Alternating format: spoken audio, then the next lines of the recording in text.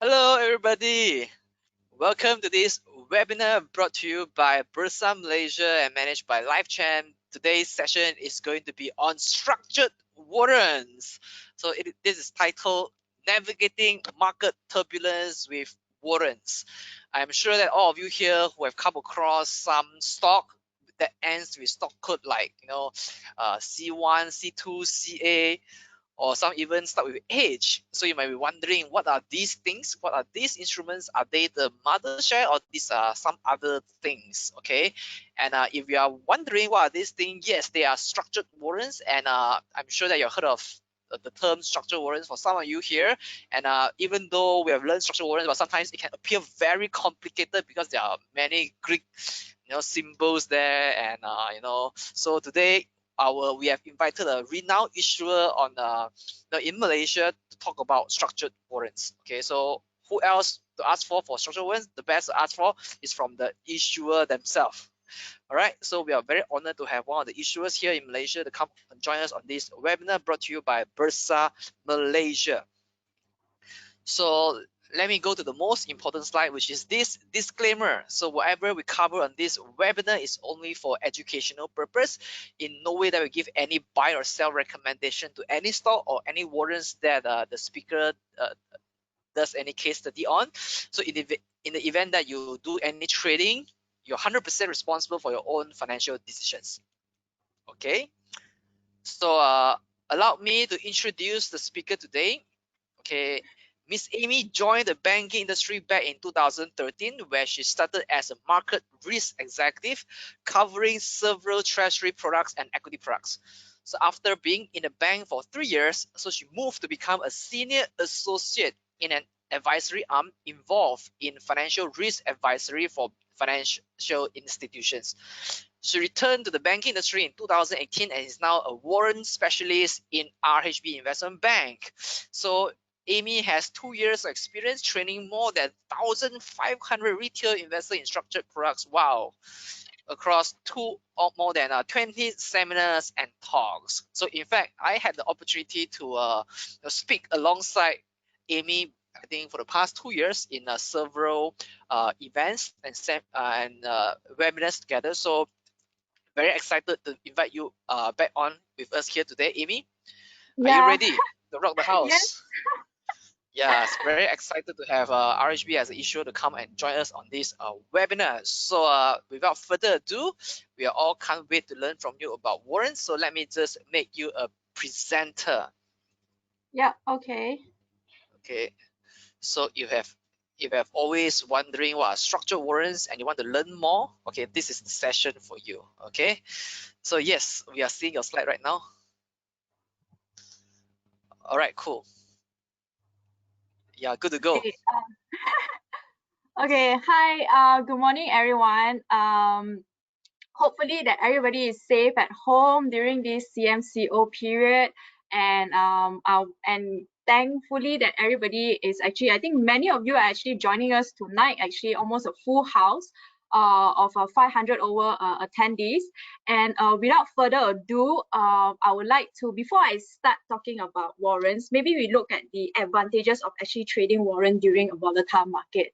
So if you know that this year the market, especially in Malaysia, has been very, very volatile. Like you can see like some stocks going way up and then it drop again and then it keeps going up and down, up and down. So this is what we meant by the volatile market. So one of the advantages of trading warrant during this kind of market is that you actually can gain exposure to the mother share at a lower price. So instead of maybe trading mother share like Supermax at a high price, maybe to gain exposure, but at a lower price, you may do it through warrants. Besides that, one of the advantages is also the liquidity providers. So basically, the liquidity providers, meaning to say a market maker, are available during the market making hours. So when it comes to warrants, we have this thing called the market maker. So these market maker are actually the ones that actually provide the liquidity for this product to be traded here and there. For example, if you're talking about the shares itself, so shares, how does liquidity works for shares is that it's based on your demand and supply. So people putting up like the number of volumes there, and sometimes it might so when it comes to warrant itself, the issuer itself, it's what we call the market maker. So we provide fair prices up there, so that investors can actually trade this product, enter and exit their position easily. So besides that, one of the advantages is also that when it comes to warrants, you tend to see a higher percentage returns, but also note that it comes with a higher risk as well. So because this is a leverage product, so you have to take into account that these are also quite a risky product. On the other hand, we also warrants allows you to take a view on both a bullish or bearish on the mother share, and it's catered more towards shorter term investors rather than longer term investors. So usually less than a year, which I will explain it later about the difference between the structured warrants and company warrants. And until end of this year, there is no stamp duty for any trades in warrants. So that could be one of the advantages as well for trading this warrant, because you get that stamp duty waiver, but it's until end of year 2020. So I think you have about until end of this December to actually enjoy this benefit. And last but not least, also for warrants, recently you also can get exposure to foreign markets in Malaysia. So some issuers actually do issue some index warrants over the foreign markets, like the S&P 500, Hang Seng Index. And recently also there's one of the issuer, RHB, actually has issued a Hong Kong stock warrants right here in Malaysia, which we will explain later on these warrants, foreign markets. So talking about the advantages, now we go into what exactly are warrants. So they're actually a derivative. So what we mean by derivative is it's derived from somewhere. So the prices are derived from somewhere, meaning to say that it tracks the performance of the mother share. So if you're talking about call warrants, if the mother share goes up, your call warrant actually goes up. So this is what we meant, that is tracking and is derived from somewhere, and it trades like shares listed on the exchange. So meaning to say that as long as you have a trading account, how you trade your shares is the same way as how you actually trade the warrants. So for you to buy and sell this is the same way as how you buy and sell the shares, just like on the exchange. And last but not least, there are a lot of terms when it comes to warrants. So it could be quite complicated for some people that might think that, well, all these things like exercise price, expiry date, exercise ratio. So all these terms are in the warrants, and all these terms actually make up to other warrant lingo such as sensitivity and effective gearing, where issuers actually based on these terms, they actually derive what are the sensitivity and effective gearing for these warrants.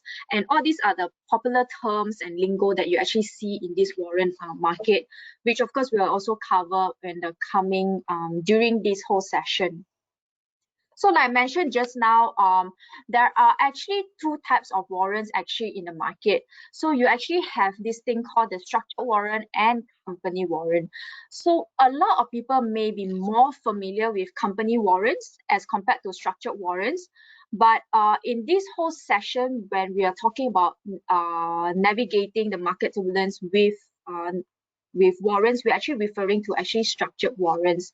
So to give a comparison on what is company warrants and structured warrants, if you take a look at the screen, so structured warrants are typically issued by financial institution. So what I mean by this is that it's actually issued by a third party issuer, not the company itself. Let's take for example, if you are looking at let's say for example Datasonic. So if you're looking at Datasonic's company warrant, you are actually, the warrant Datasonic is actually issued by Datasonic itself. But Datasonic structured warrant is actually issued by third-party issuer, typically investment banks, for example, RHB, Macquarie, Kenanga, and so on. So if you're talking about Datasonic structured warrant, it's actually issued by people like RHB.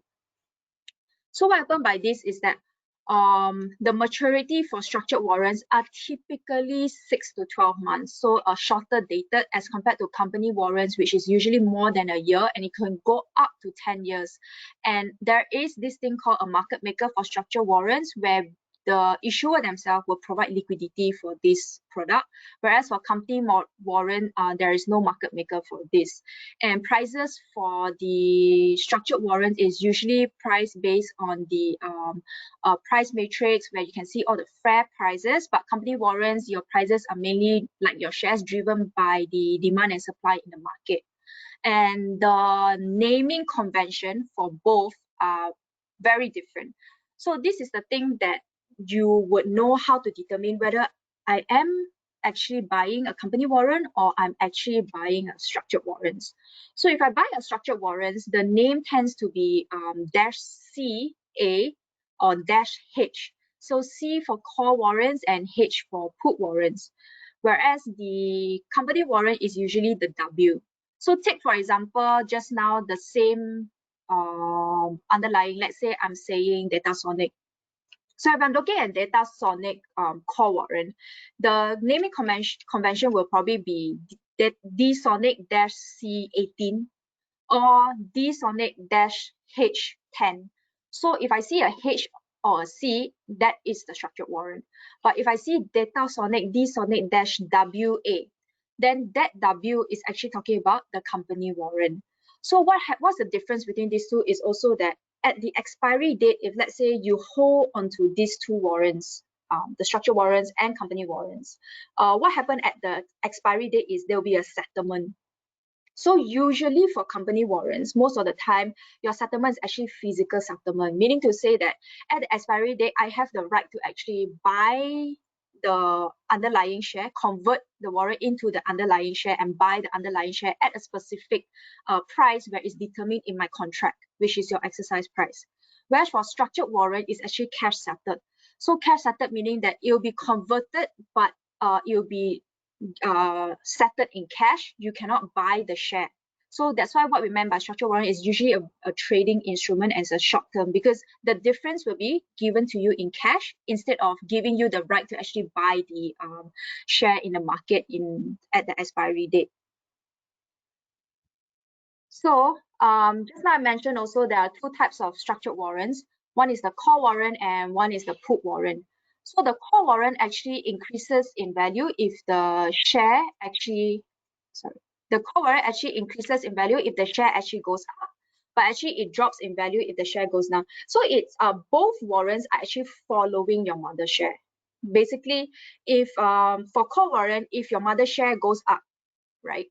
So then your call warrant will also go up. It will follow. But if your mother share goes down, for call warrant, it actually goes down as well.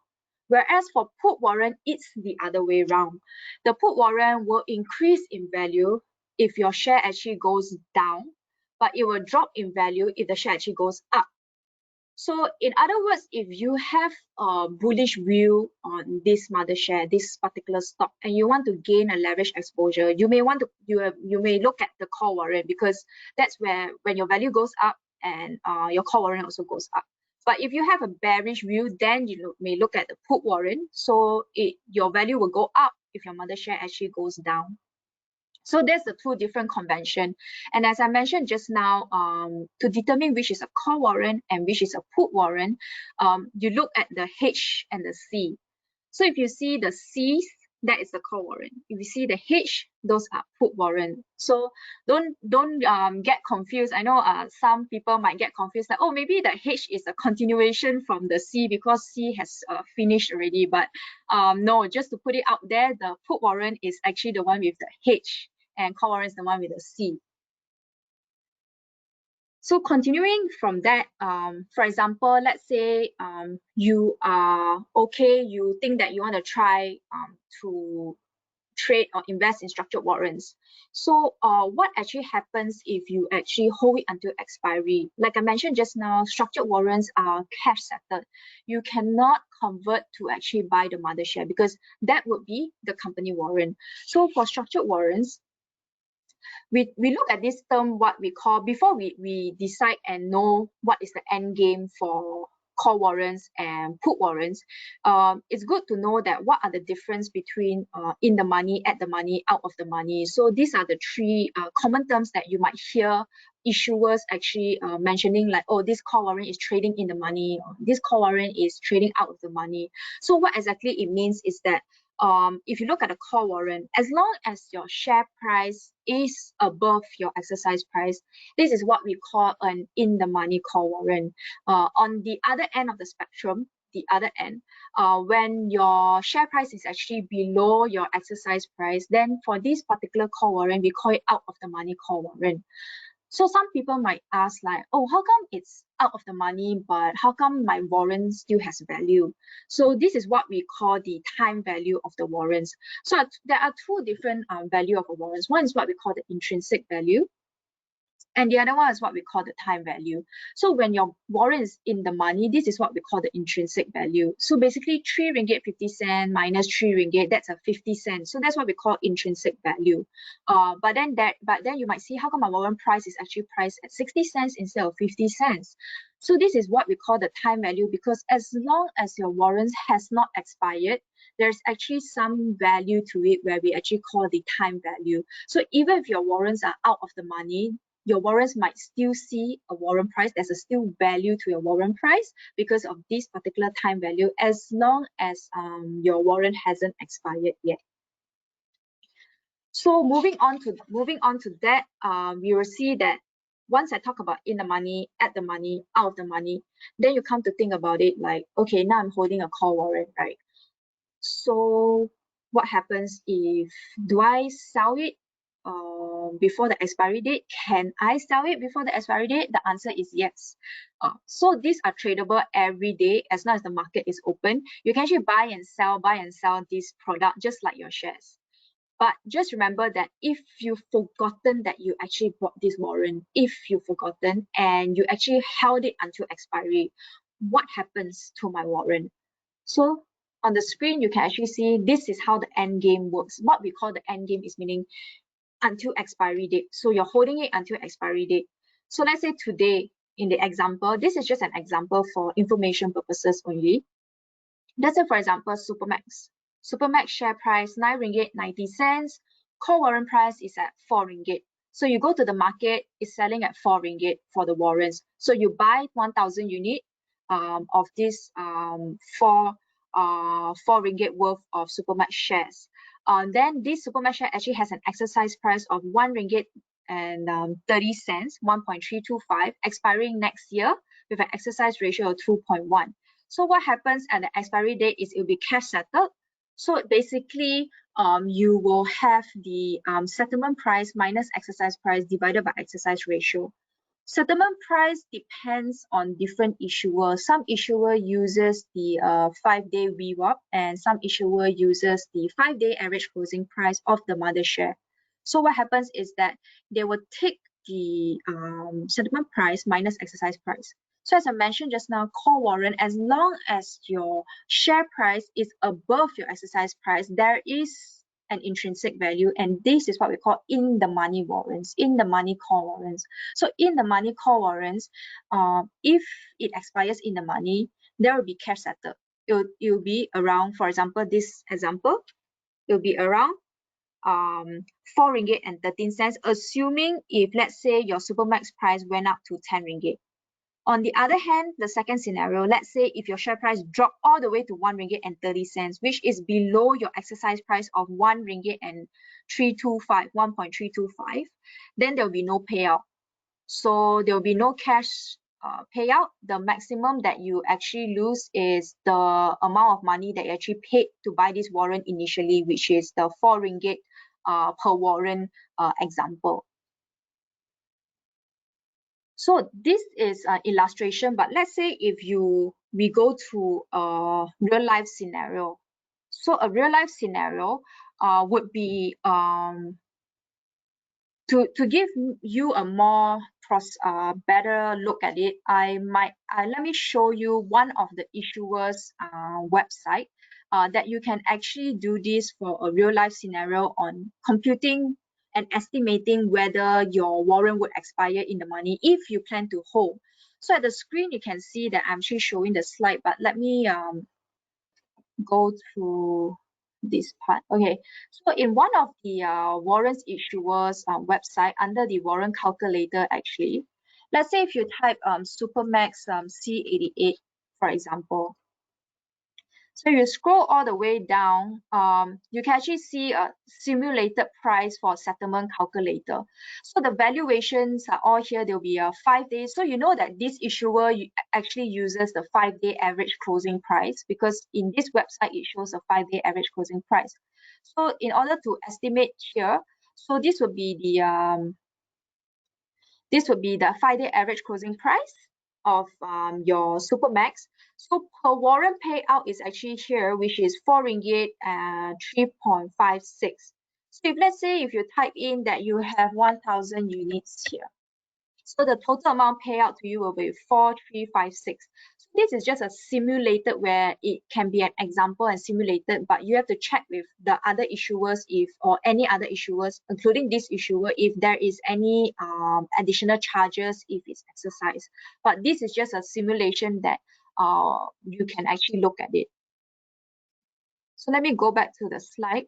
So this is what we call, this is what I've covered on the call warrant.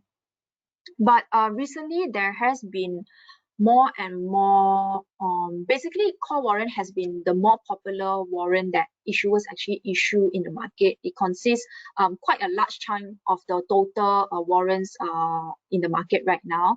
But recently there has been some issuer that actually have been issuing put warrants over mother share. So I will cover on actually put warrants, what would the scenario be. So let's take a look again at the moneyness of warrants, but this time from a put warrant perspective. So in the money, at the money, out of the money. So explaining just now, when it came to call warrant, when it was in the money, your share price is actually higher than your exercise price. That's what we call in the money. But when it comes to put warrant, it's the other way around. As long as your share price is below your exercise price, this is what we call the in the money put warrants.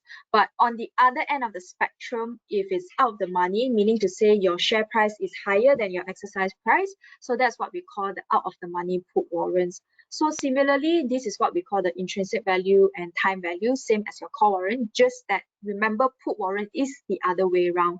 So your view when you go into put warrants is that you think the mother share will go down. That's your view. You are bearish about this particular mother share. So that's why you decide to actually go into put warrants.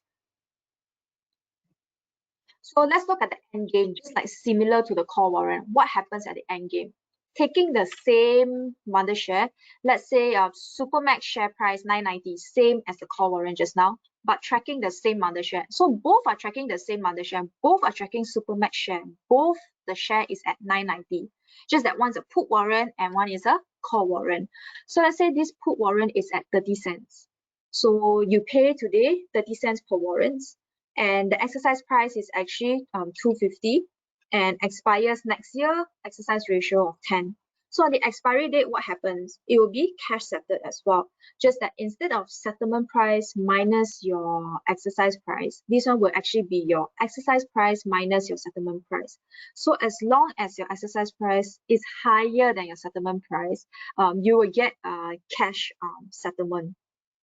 So similarly, let's say if your share price went to 2 ringgit, right, below your exercise price of 250, so you get a total payout of about 5 cents. So but on the other hand, if you are actually, what happens if there's another scenario where your share price actually went up at the expiry date? It did not go down below your exercise price. It actually went above your exercise price, because the exercise price is 250, right? And your share price went up way above exercise price. So then you get no payout as well. So similarly, to give you a real life scenario, which is similar to this put warrant, where on the screen that you can actually see that this estimation of the put warrant, which is similar to the website. If let's say I key in Supermax -H, let's say I choose one of it, HB for example. Because remember, H is put warrant and C is call warrant, right? So even if you click HB and you're not sure whether it's a put warrant or call warrant, you can actually see from this side that actually it says put warrant. Let me show you again. If I say C88, it will actually show that it's a call warrant. So going back to here, let's find HB. Scroll all the way down, has your exercise price and everything, and your assuming if this is issued by RHB, then you actually use the 5-day average closing price, right? Then you see your payout per warrant. So the payout per warrant is actually 0 because your prices, your mother share is actually way above the exercise price. So if you actually held this until expiry, assuming if today is the expiry, your payout will be actually 0, means there will be no payout. So again, the thing that you would lose if you actually held until expiry is the amount that you actually paid in the beginning to actually buy this warrant, which is actually 30 cents per warrant. So this is what the put warrant is compared to the call warrant. So now that we know that there are two types of warrants in this market, and I mentioned just now that how come when my warrant does not have an intrinsic value, how come there is still some sort of value in my warrants? And remember in the earlier slides, I was mentioning that it's due to this thing where we call time value. So as long as your warrants hasn't expired yet, you will still have some value for your warrants, where we call it the time value. So, but the time value tends to actually fall at a faster pace. Your time decay, that's what we call time decay. It will actually decay at a faster pace, closer to the expiry. So if you can look at this graph here that I'm actually showing right now. So this is what we call the time decay effect. Sometimes when I buy this warrant, let's take for example, if I buy a call warrant, right? So call warrant, if mother share goes up, my warrant price will go up. So let's say if I take this call warrant, let's say Supermax. Okay. Supermax mother share, let's say it did not move at all for the past 2 days, past 3 days, if it did not move at all.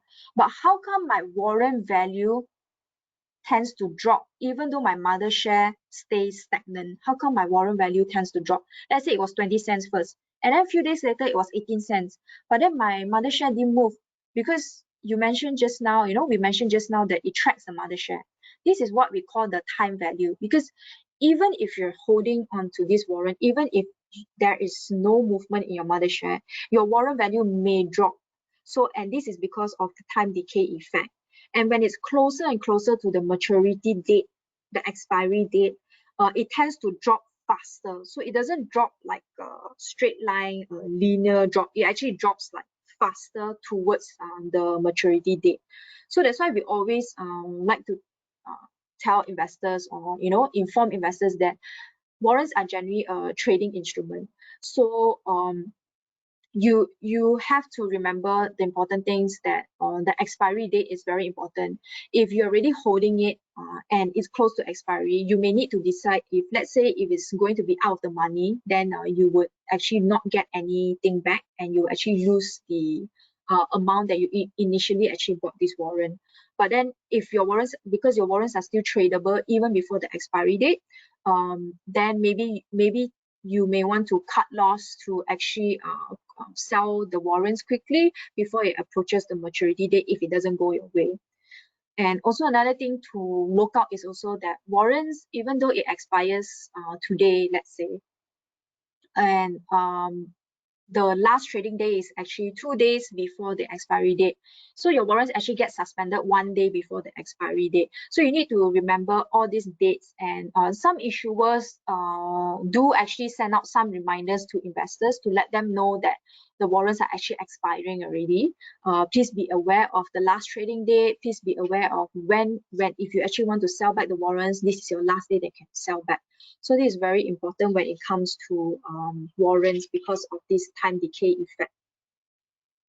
So besides time decay effect, where a lot of issuers, you might see that when they mention like, oh, you might see slower time decay in this, you might see faster time decay in this. It's more for the people who are riskier, or this one is for people who may not may not want to take as much risk as the other risk takers.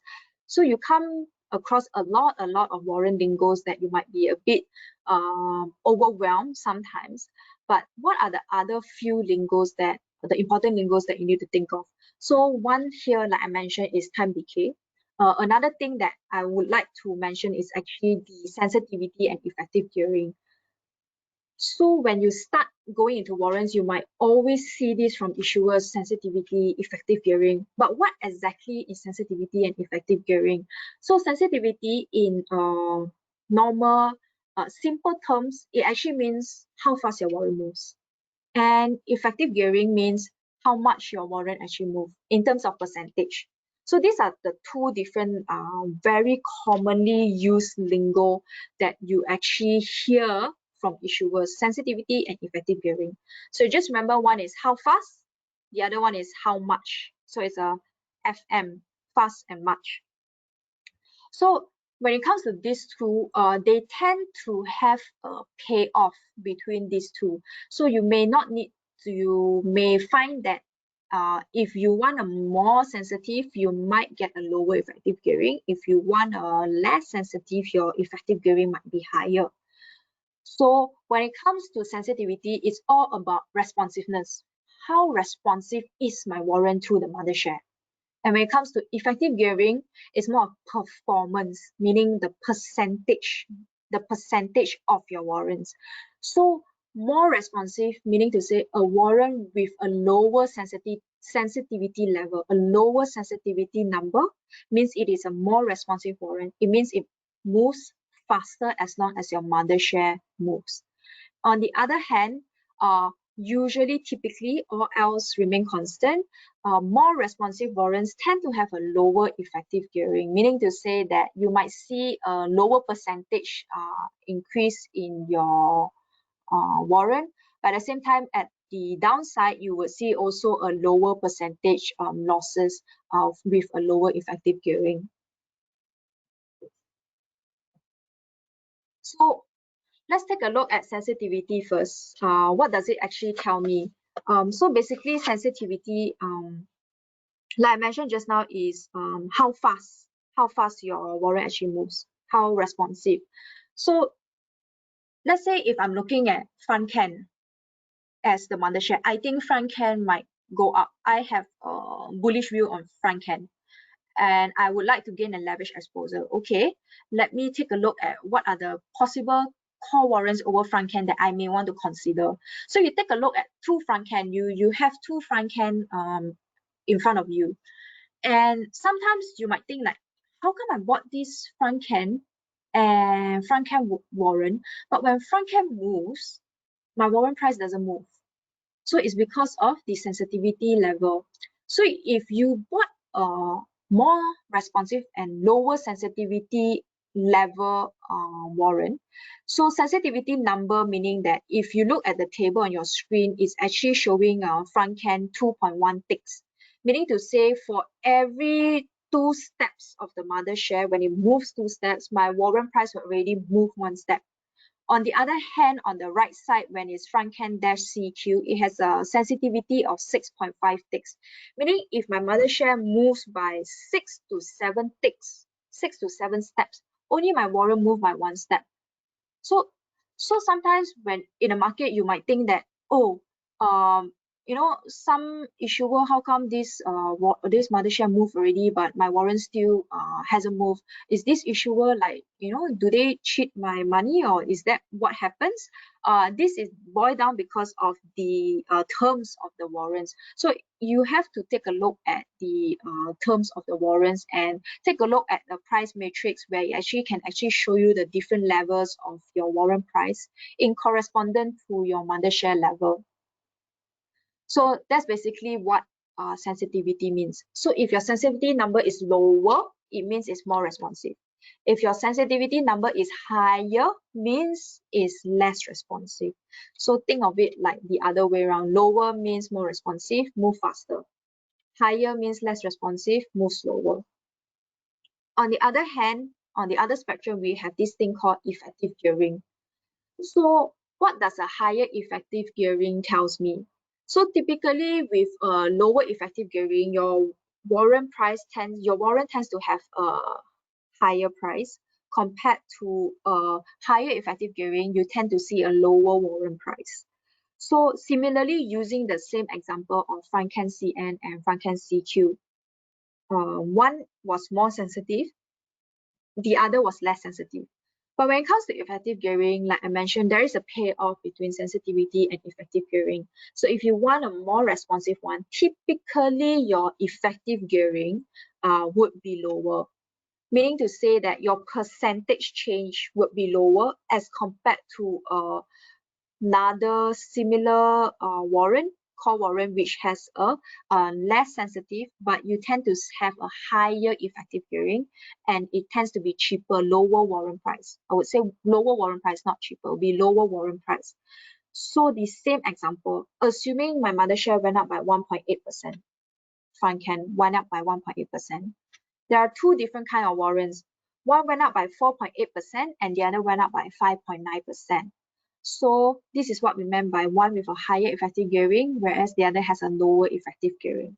But if it doesn't go your way, meaning to say if your mother share actually drops negative 1.8%, assuming it goes negative 1.8%, the core warrant Franken-CN and Franken-CQ. Franken-CN will drop by negative 4.8% and Franken-CQ will probably drop by negative 5.9%. So this is what we meant by effective gearing. So in simple terms, in another way of looking at it, effective gearing actually tells you, for example, if my share goes up by about 1%, how much percentage will my core warrant actually go up? At the same time, how much percentage it will actually drop if my mother share drops as well. So let's say 2.5 times effective gearing means for every 1% increase or every 1% change in my mother share, your warrant price could potentially change by 2.5%. So this is where you can actually see your effective gearing and sensitivity. Probably I can show you in real life. You can probably find your effective gearings.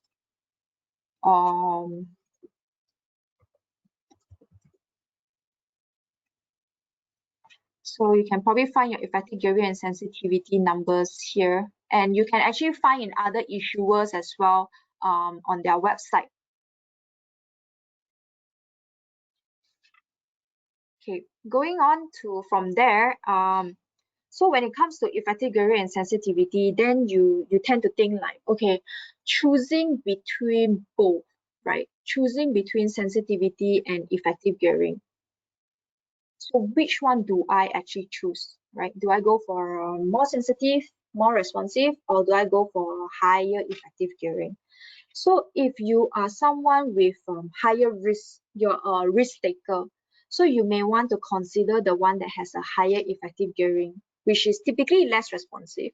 But if you have a higher risk, because when it actually goes your way, for example, call warrant, if you're using a call warrant, for example, if it goes your way, means your mother share goes up, your call warrant can actually see a greater percentage change compared to the one with a lower effective gearing.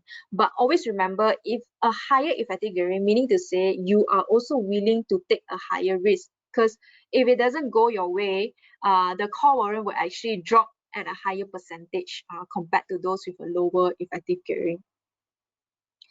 But then what happens is that if you have a lower risk, like on the other spectrum, like I mentioned, that's why you tend to look at the lower effective gearing. So you typically look for the more responsive warrants. So the one that has a higher, lower sensitivity number, meaning a higher responsiveness.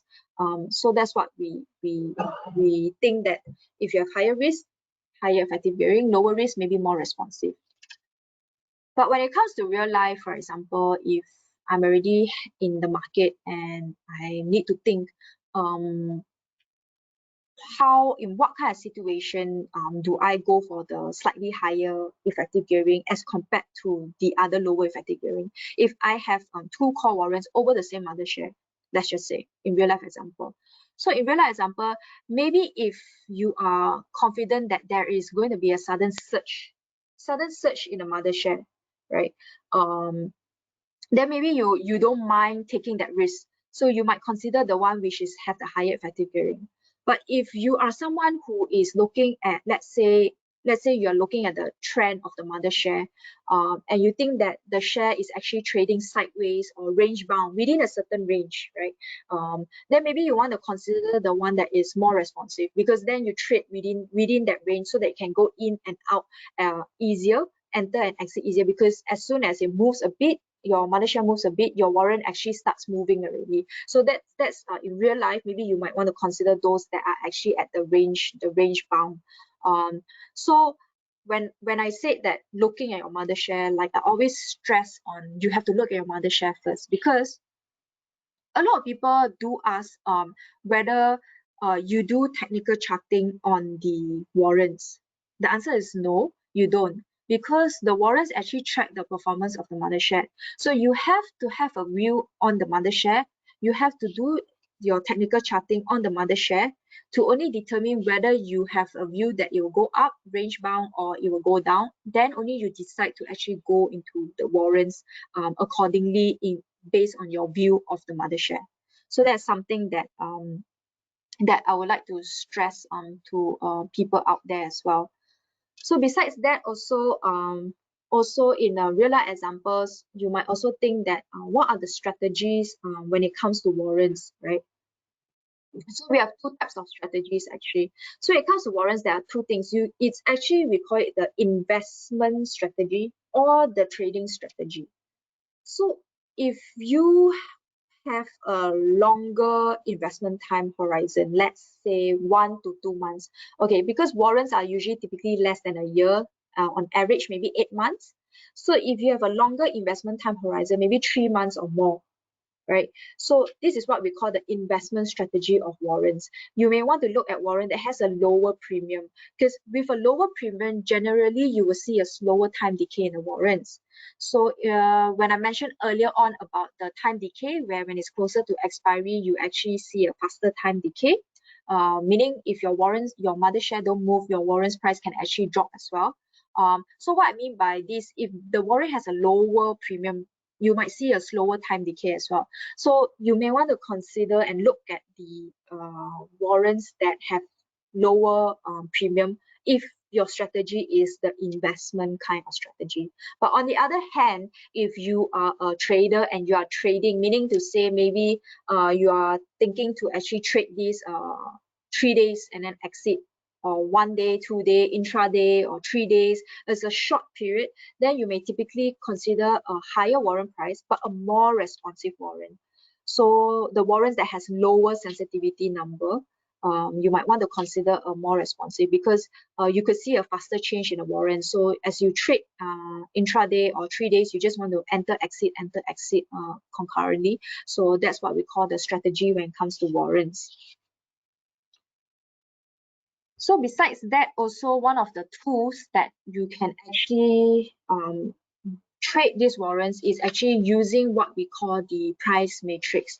So couple of slides back just now, I actually mentioned that it's very important to actually do your technical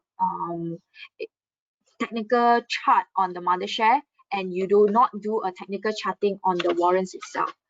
Because when you look at technical charting in the mother share, you are determining when is your view, when is it going to break resistance and all those things, and when you have to enter, when you have to exit, right? So that's your mother share.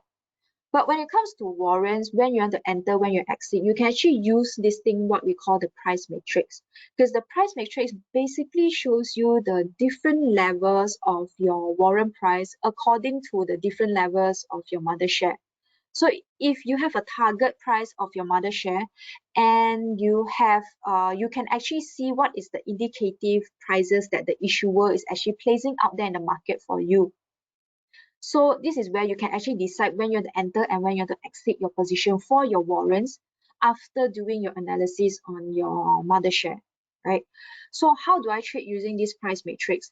On the left-hand side, where the price matrix is available in some of the issuers' website, where you can actually take a look at the issuer's website.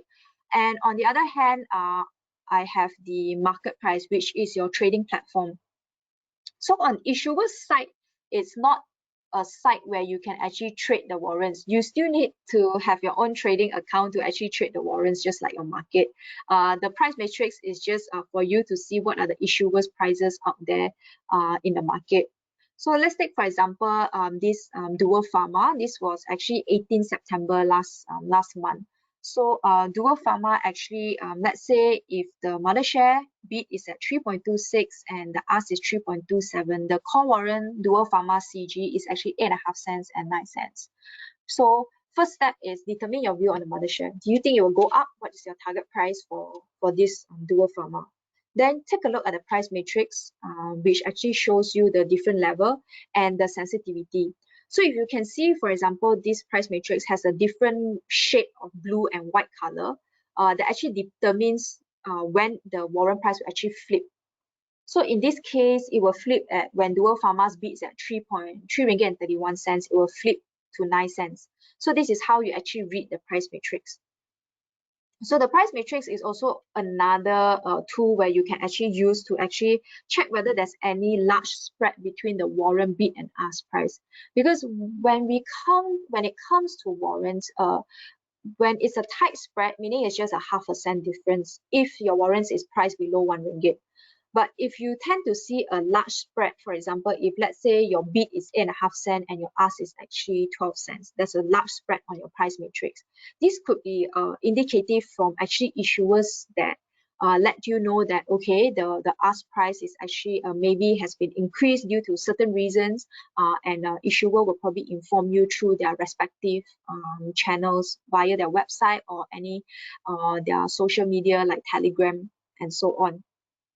So always take a look at price matrix that has actually a tight spread, and to ensure that whatever that's on the price matrix and your market is showing the same price, because that's your market maker price. Market maker means the issuer is placing there. So if you want to sell back, you can actually see that market maker is willing to actually buy back at what price, and actually market maker is willing to sell to you at what price.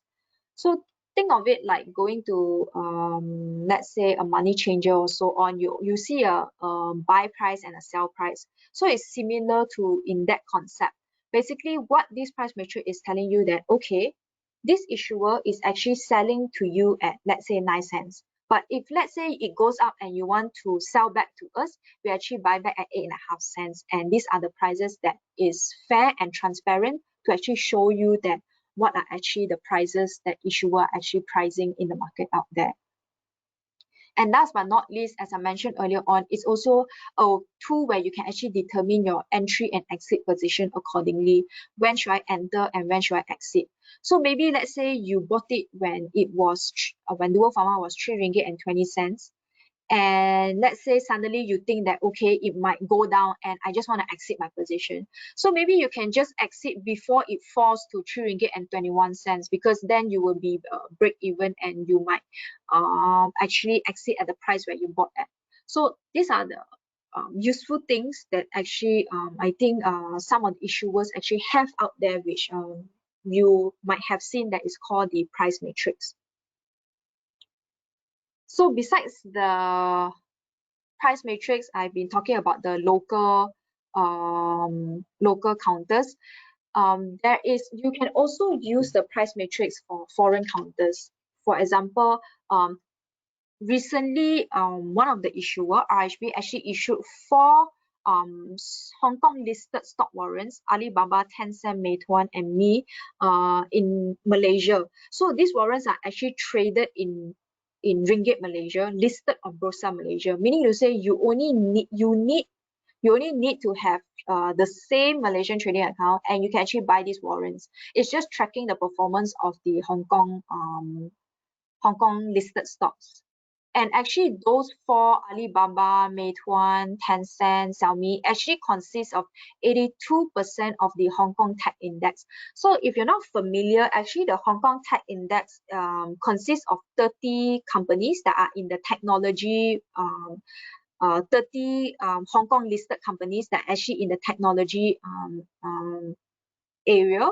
And these four counters that's actually issued in Malaysia, the four Hong Kong stock warrants that issued in Malaysia, actually made up of 82% in terms of market share as of 24th September, 82% of this HK Tech Index. So HK Tech Index is also in Hong Kong. You can actually track it.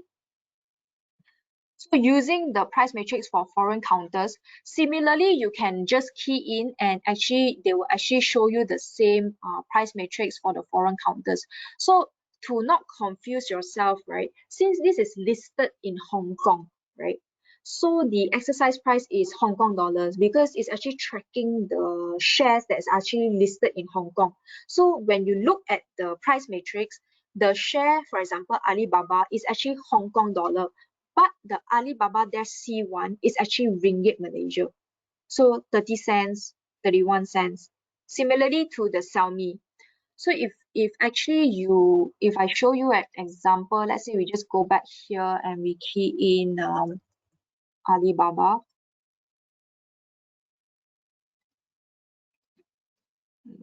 Let me key in. Okay, it's actually like lagging right now. But basically, if you key in Alibaba, it will actually show the Alibaba price matrix there.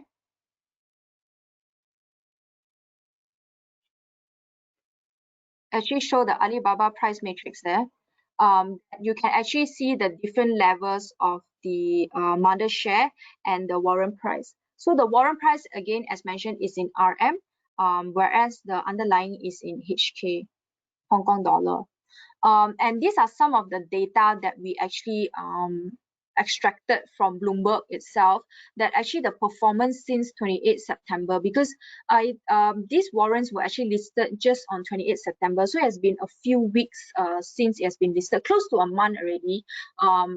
Basically, if you can see, the Alibaba increased by 13%, and you can see the leverage that you actually have when it's the warrants. Alibaba C1 actually increased by 41% compared to the mother share, which increased by 13%. So these are all the performance of the Hong Kong stock warrants that is actually listed in Malaysia. And the last thing actually to note also is that it's different that Hong Kong actually stock warrants market making hours is different to Malaysia. So even though it's listed in the warrants is listed in Malaysia, but because it's tracking the performance of the Hong Kong stock, the market making hours is actually following the Hong Kong market. So these are the market making hours when it comes to Hong Kong. So basically Hong Kong's open later and close earlier compared to Malaysia. So meaning to say, after these times when you see the prices in Bursa Malaysia, it's probably not the market makers prices, it could be investors prices out there. So these are the things that you need to be aware when you are actually interested in these Hong Kong stock warrants. So this is actually the last bit where one that I mentioned earlier on, the first thing that I mentioned in this webinar about the advantages to trade warrants during volatile market is this exposure to the foreign market. So if you think that Malaysia might be volatile and you might want more volatility, or you think that you want to look at other markets besides Malaysia, you might want to look at the Hong Kong stock warrants, where you need to just look at those Hong Kong listed stocks and take a view on the mother share there, and you can trade the warrants here in Malaysia with the same Malaysian trading account and your same brokerage fees, and also there is no stamp duty until end of year 2020. So with that, I think we can actually wrap up this webinar, and actually we can actually open up the floor to any questions, if there's any questions that we would like to take from the floor. So thank you. And I think I'll pass back to Shane. Sure. Yes, thank you so much, Amy, for sharing with us how can we trade structured warrants in the Malaysia market. We, Okay,